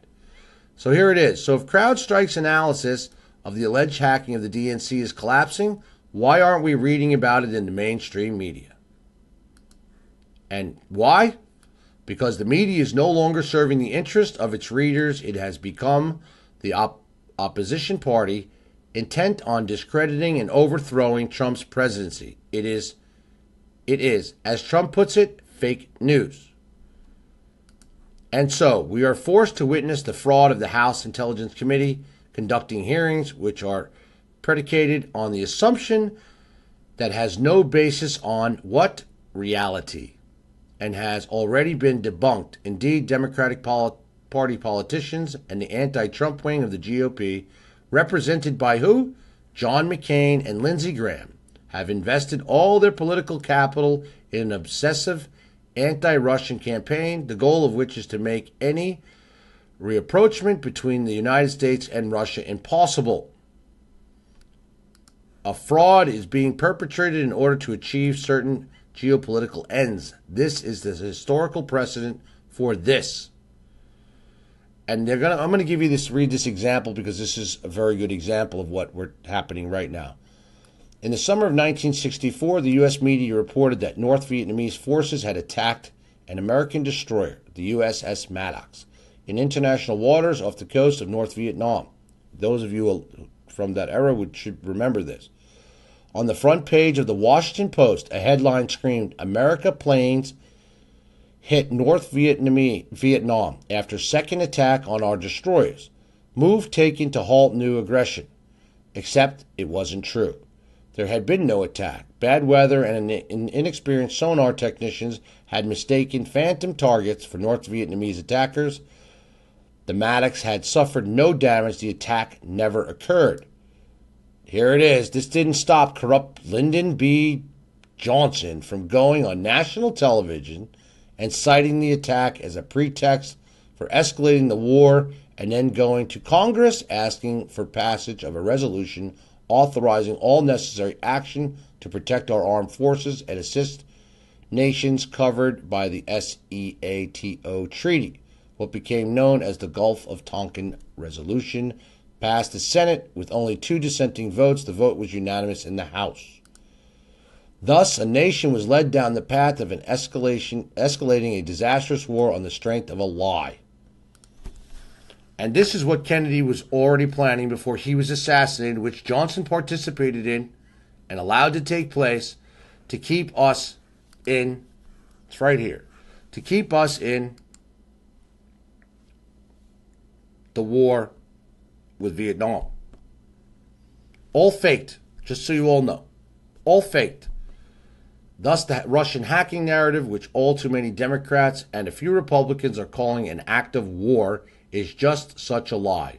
It is a cyber Gulf of Tonkin incident, i.e., made-up story that is being used as a pretext for 2 purposes. It's a false flag. Okay? To accuse the Trump administration of collusion with the Russians, and 2, to block any effort to short-circuit the developing Cold War with Russia and to repair relations with Moscow. Now, sorry, I'm going to pat my back on this one. I've said this just came out today. That just was released, yesterday. Today's the 1st. On the 31st. I've been telling everybody, before Donald Trump and right on election night, and since then, that they wanted war with Russia, and what they were going to do, first off, was they were going to tie Donald Trump's hands. Go back to my election night video. I said, this is not over by a long shot. It's going to get dirty and nasty, and it's going to get ugly, and much uglier. And I said, the first thing they're going to do is try to stop Donald Trump from having positive relations with Russia, to bring us into a war with Russia, to continue this madness, okay? The great industrial, military complex. As well as they want war with Russia. Number 2, I said they were going to use, and I said this before Donald Trump got elected, that they are going to use the Russians to say that Donald Trump won the election and or was winning the election based on his ties with Russia, and that the Russians hacked Hillary Clinton's emails when in fact they did not. The entire thing is a false flag. I saw it 25 steps ahead. I've been calling it out for fucking months and months. And now it's before you as just that. And now it's time for the American people to say enough of the bullshit. We don't buy it. We're not going to put up with it. And if these senators going along with it and Republicans going along with it want to continue their bullshit, then they're going to be voted out. And the people are going to stand up and rise in this country and be heard. Because this is horrible. This is fake.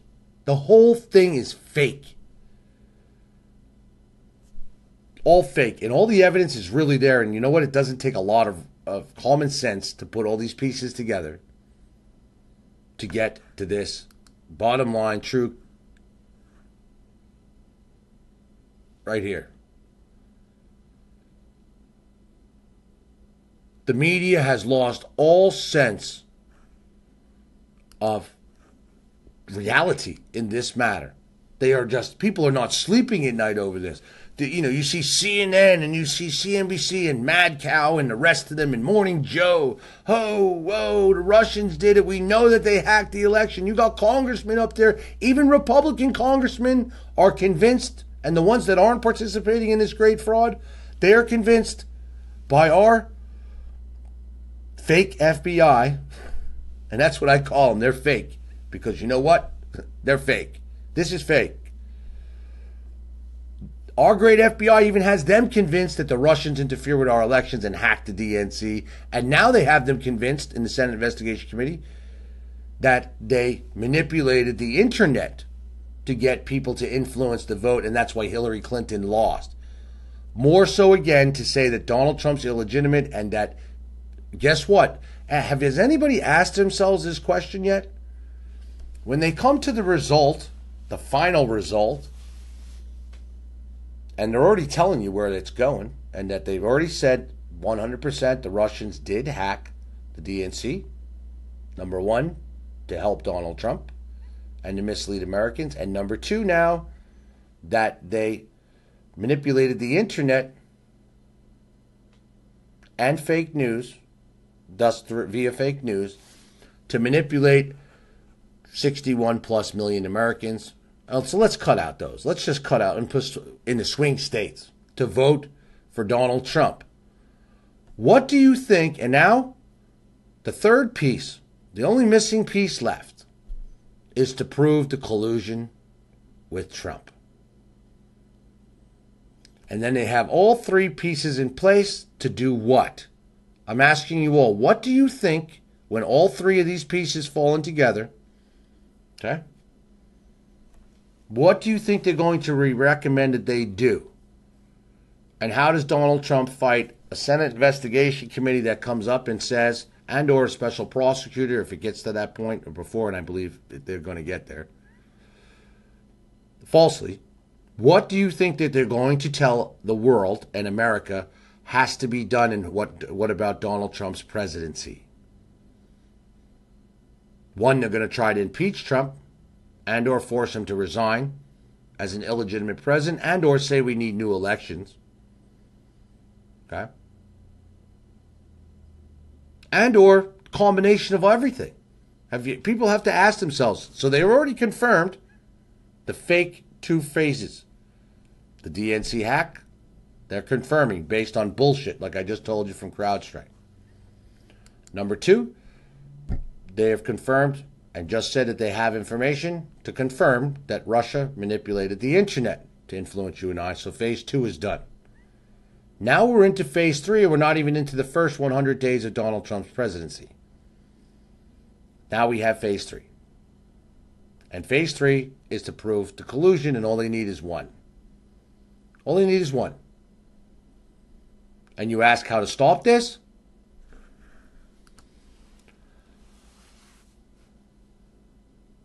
And then, if Donald Trump is out, who goes in?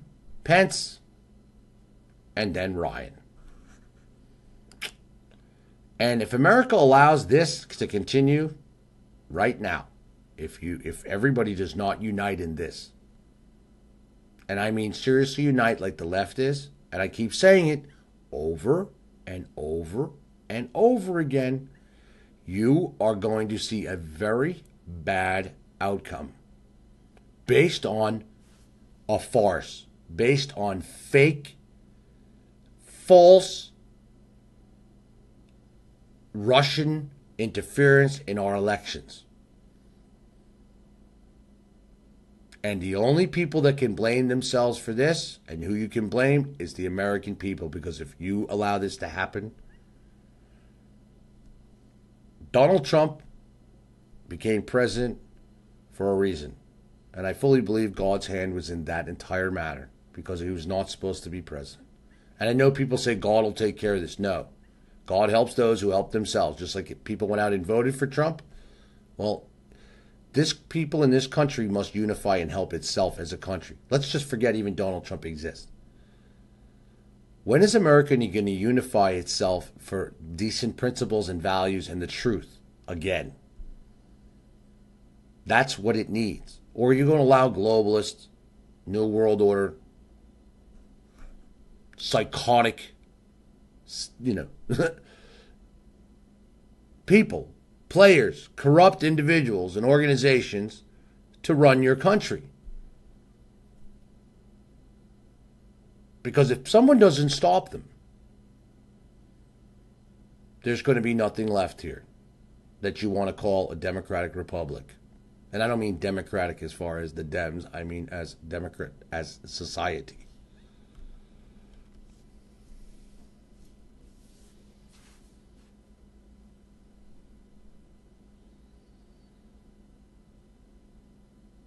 And this is, I do not know how much clearer it has to be for the American people to see you are being played all sides.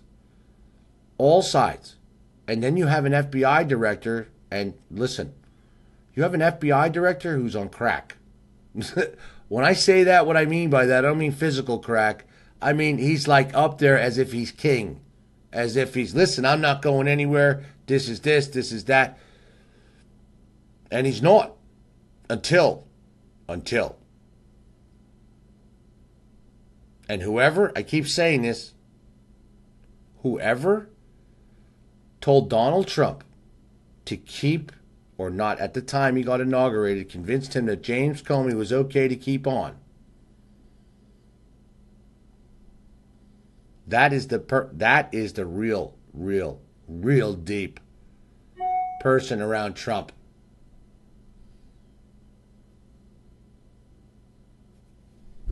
And I'm going to predict Reince Priebus, short-lived. I'll say 75% chance he doesn't survive. Okay? That he will be out possibly even within 10 days to 14 days. It doesn't matter if Comey has a contract or not. He can be forced to resign. Understand this. Trump better get tough, fast. And whatever's going on in the inside, I'm telling you something, I don't care what haters say or whatever. I got some good sources. So, sorry, my phone is ringing, everybody. It's sitting over there, so I apologize.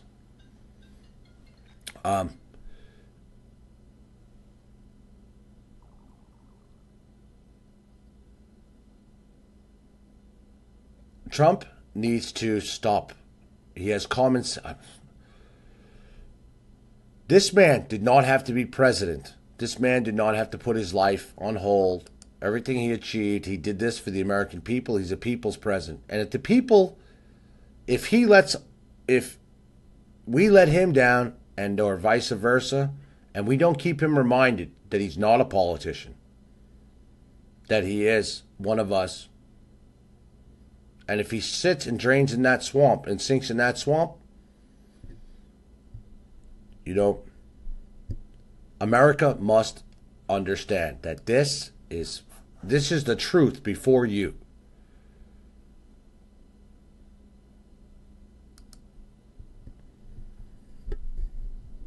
People will listen when people stand up. And I'm going to give you something else.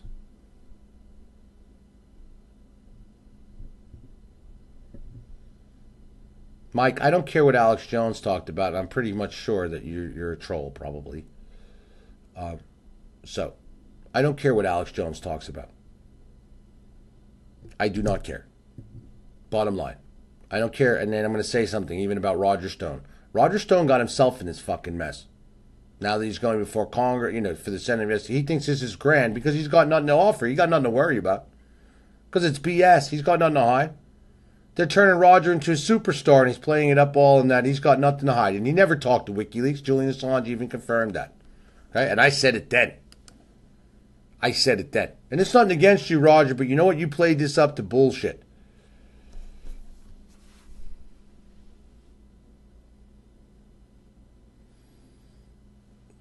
You know what, Jim? I agree with you. He should have gone on the offensive, and I fully agree with that.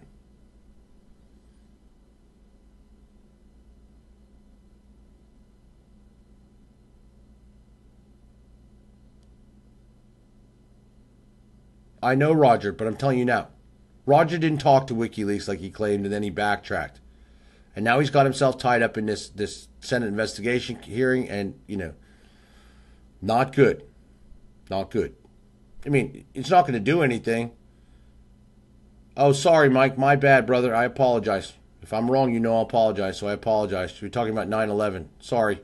I just see what's going on. I got it, guys. I got it. He's not a troll. I get it.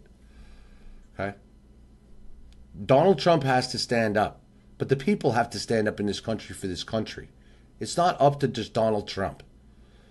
Okay? If his congressmen don't want to participate with Donald Trump, like you see, and if senators don't want to participate, like you see, it's up to the people to stand up and let them understand. And in 2018, they're already moving. The Democrats have their army built, and they're building it stronger every day, the Democrats and the liberal, to take the election in 2018. And they will be successful. They will be successful. If Trump can even survive this beginning half of this. Because I already showed you. Part 1, phase 1 is done. Phase 2 is done, and now they're on phase 3. The collusion.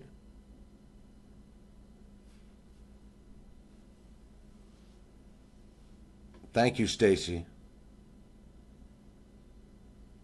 Sandra, I'm not talking about violence. You do not need violence to do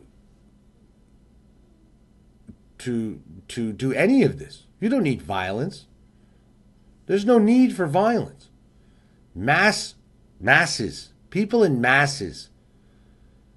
People in masses. And the left movement is Obama, all of them, every day. People are participating. People are getting involved. And I keep saying this, and I have many on the right, hundreds of messages from people that say, Scott, you know what, you're right.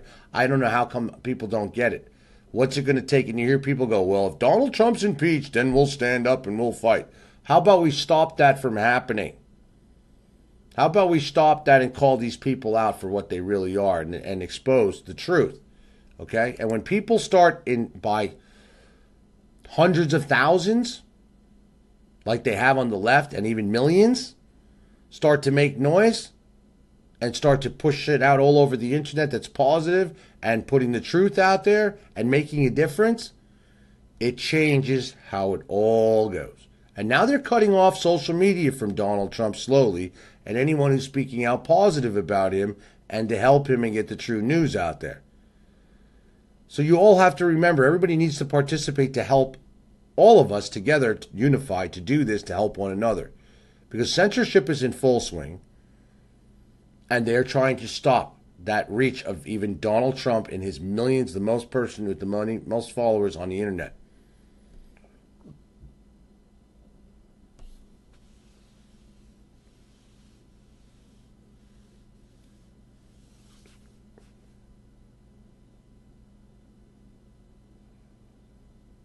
Rick Lopez, fake news, the opposition party. Love it. Go yank someone's chain. Sorry, ladies.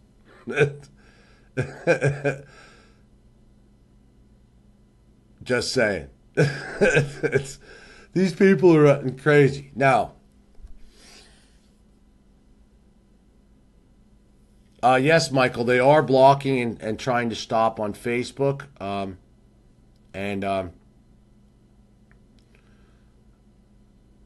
Oh, hi, Ida. You have your friend Mo here. Hi, Mo. How are you? Welcome to MFA and our show. My show. Our show. Ida's a wonderful member. And Linda, who's calling you a troll? Hi, Carol. I've stood up the only way I know how. Emailed, tweeted, signed petitions. Good job. Good job.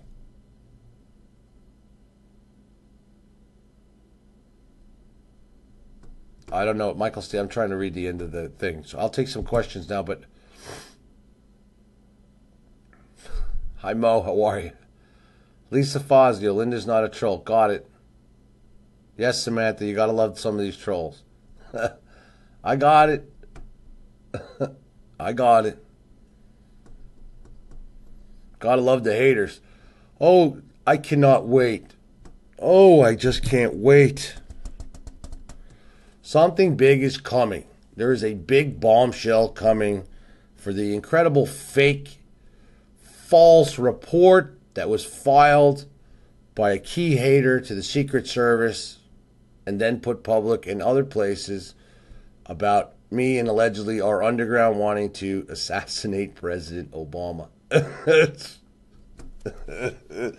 Just stay tuned. Fergal. Yes, I'll get back to you. I have hundreds, I've been talking to a lot of people, and I'm going to share something with everybody. I said, if you read the top of my show, I'm going to share a bombshell with you that I have known for a little while, but now has gotten confirmed. I was at the doctor's today. And I want everybody to know what I'm about to share is not, I do not want sympathy. I do not want empathy. I do not want donations. I do not, as far as that, you want to donate to MFA, wonderful. You want to help this cause. And before I tell you what I'm going to tell you, and my haters will probably love it, and wonderful, you can love it all you want, I could care less. And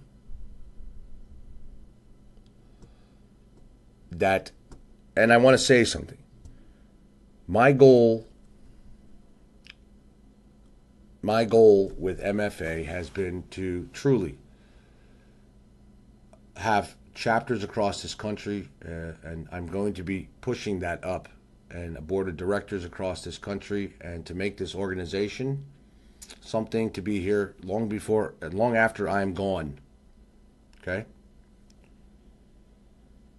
As well as, and that's my goal, because I hate corruption, and as most people will see when my story hits by midsummer, and now it's going to probably even be before that,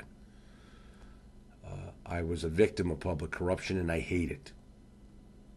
And I will do anything to put the truth. I don't care what people want to say or what people want to post or fake news stories. The truth will always still be the truth.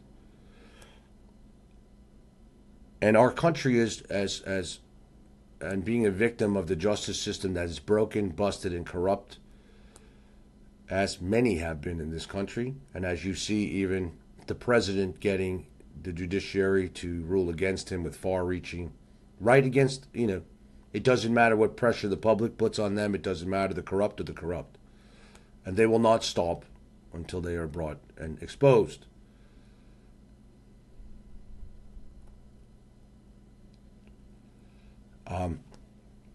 And that is a true goal of mine, and my other goal is that I want to get my life story out. My book is going to hit. I'm not a writer. I have a ghostwriter doing that. But I have a 40-episode videography that is a very big, important, more than my book important to me. I'm also going to be sharing thousands and thousands of documents, photos, and evidence of what I've gone through in my life and my story. All of it. And look people in the eye. And look people in the world, in the face. That's why I want to do video, and I like doing video because I'd rather look people in the face to tell you my story regardless. I don't care what other haters can say whatever they want. As long as they don't mess with my family or whatever, you can make up and say whatever you please and make your memes and do whatever. I don't really care. Because being who you are speaks for yourself. Actions speak louder than words. People can see real. People can look in someone's eyes and know if somebody's full of shit or not. People can see by their actions if they're real or not and how dedicated they are to something. Last year, I suffered basically 4 heart attacks and had 3 ablation surgeries, not because I have a bad heart. And I still don't have a bad heart. I've even shown medical records of this. And what I'm going to say to everybody, I do not. And you're probably, the haters will take this, so I'll have to show you my medical records, which I don't mind, because they will turn around and say something else after I finish what I'm saying. And I don't care, but I don't want people to believe such a thing.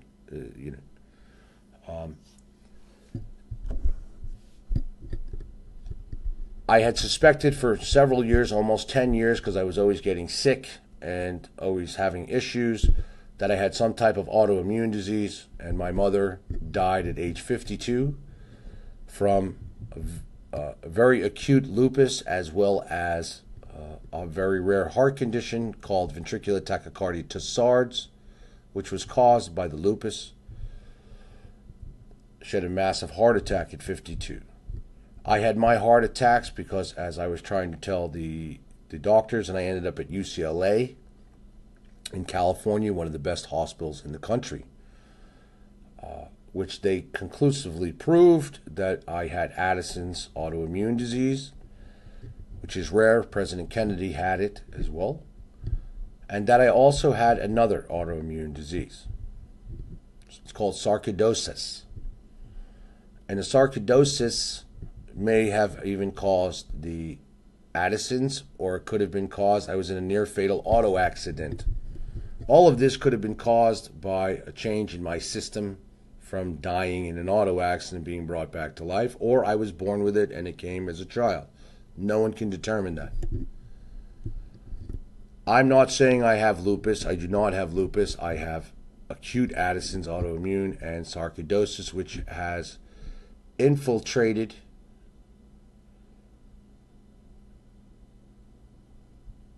my body and my organs.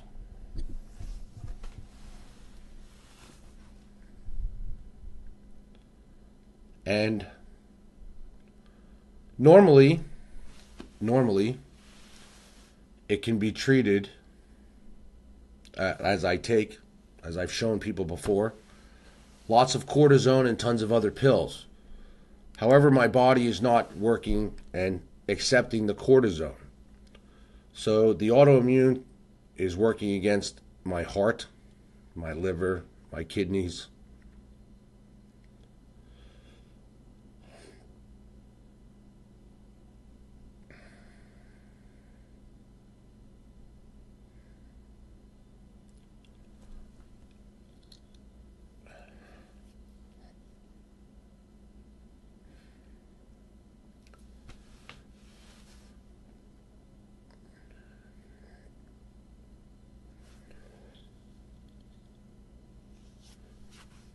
And I normally do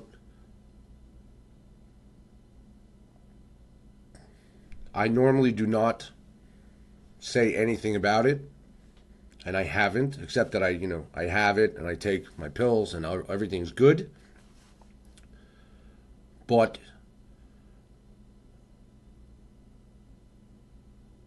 I have basically maybe 2 to 5 years. And if I'm lucky, maybe a little longer, if I can control this, because the cortisones are not working. And I live in pain every day. I don't tell anybody. I work around the clock.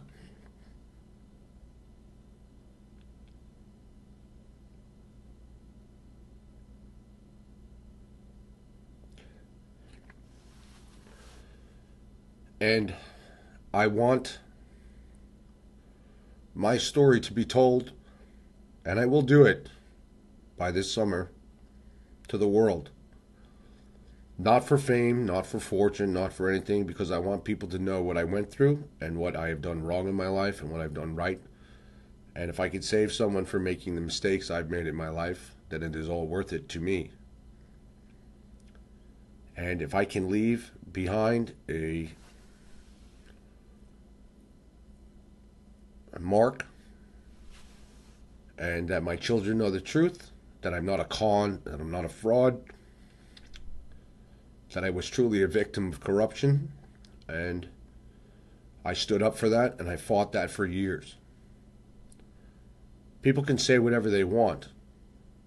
I don't care, because you have to have intent to harm other people, and I've never had an intent to harm a soul.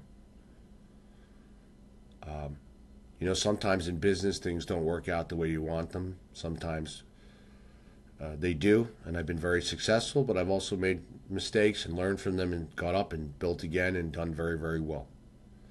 But overall, believe it or not, despite what haters may say, I've had more successes in life than I have had failures. Many of them. And I've lived one hell of a life. Been all over the world. I've been on the run from, you know, on the lam. Grew up in the mafia. I mean, I had a horrible childhood I overcame, and I want people to know that's a very big part of my story, to help other people who have been victims of pedophilia and child abuse. And you know, at one time, they thought what I had was cancer. I was told that. I even can show the proof of that, and it wasn't cancer. They didn't know what I had at first, and I kept telling them that I had some autoimmune disease, and I knew it, and I got it down to Addison's, and it's not so much the Addison's, it's the sarcoidosis, which flares up and it gets into your organs, and it is very dangerous, and it's what's causing problems to my heart. And now I have tachycardia, 2 different types, and like I said, I don't even tell. I don't even, you know. I might tell you that I have Addison's, but I'll leave it at that. But I have more than Addison's, and no, I don't have HIV. I don't have any other diseases. None of this is contagious. So the haters, just so you know, and if I have to, I will post my medical records, as I've already shown them before, of what I have from UCLA, one of the best hospitals in the country.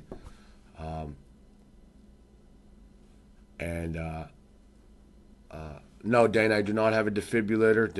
I do not need one. They said that after my 3rd ablation, their exact words, just so you know, when you go under an ablation and to see if you need a defibrillator, they race your heart to the highest maximum. And as the doctor came out, and I have witnesses there, he's like, Scott, I tried to kill you, but I couldn't. So he goes, I do not think you need a defibrillator, i.e. your pacemaker, or anything of the like.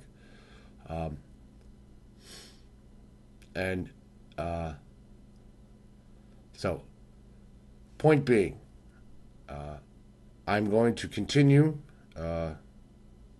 MFA. I am going to continue to grow it, and I hope we've started to open chapters. We have a great Arizona chapter now, and we're going to be opening another New York chapter, a lot of chapters by great volunteers, and put a board of directors together. My other company, The Rainmaker, I'm going to keep the current clients I have and get them caught up, and I'm not taking on any more clients for my branding and marketing company, except for the ones that I do have, and I want to get them caught up. And my consulting business, I will still take on consulting clients selectively for personal and business consulting, because I love to do it. But my main focus is going to be my new show, but this is going to be on a different platform where I have guests, as well as working on finishing up my book and my videography. That is very important to me. And I'm even going to be having guests on the videography. And like I said, sharing thousands of documents, and they will be on files online.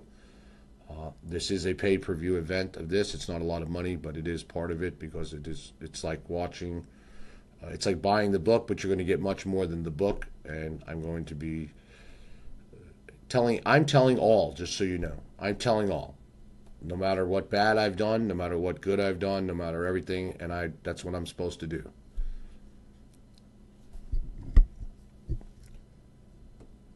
And if people want to continue to hate and slander and lie and think that they want to think, go right ahead. I don't care anymore. And I am going to legally prosecute these certain people sooner than later, because of some new things that they've done. If they want to be obsessed with me, go right ahead. If they want to keep believing that there's some great con here, go ahead. You're only wasting your time, your energy, and your breath. Go waste it on something else. Go do something for yourself. It's very sad to see there's some very seriously troubled people in this world. So our website and application will be out when I determine it comes out. How's that? Okay.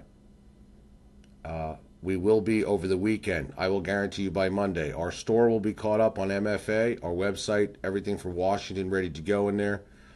That has to be added. And next week we are releasing, by the following Friday, our major MFA website and news blog on there. We are working on, I just got a building. Nothing's changing for me except for those few things, as well as I'm going to ensure that my story gets done and that MFA grows to where I want it to be, because this country needs something, an organization and some type of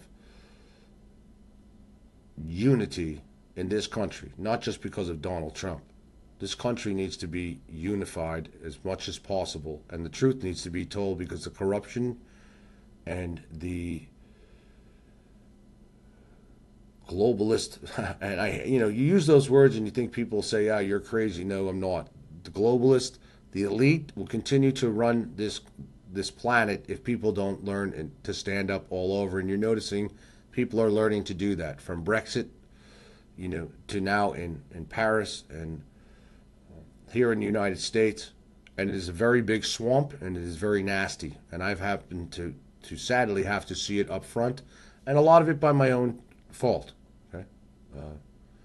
So to speak. Everything we do in life still comes down to, we may be innocent of something, but we can put ourselves in situations to cause it to happen to us.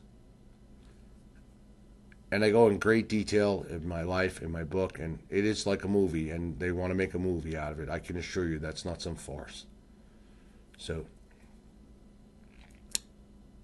and this is not a false flag, and this is not for attention, and this is not for donations, and this is not for anything.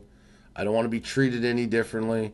I want people to know, because this is the truth. And I know people maybe have noticed, I've gotten lots of messages, "Scott, are you okay? I can see you're not feeling well," and that kind of things. So,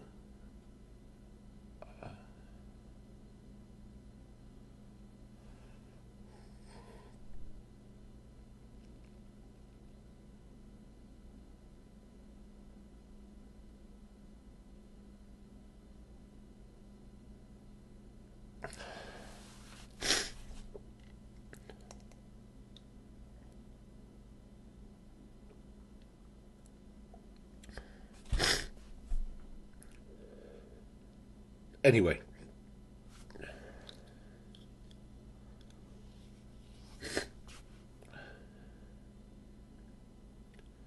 and I've had a lot of miracles happen in my life. So, like the doctor told me today, and I already knew previously, and maybe I didn't want to believe it. Maybe and I still don't, because I believe I can overcome it. And I have overcome so many things, even health-wise. I've been brought back from death. So God has a purpose.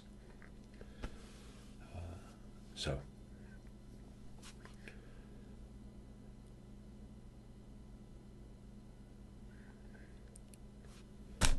anyway, all I can say is thank you, and that's it. Good night. God bless. And much love to everybody. Thank you so much.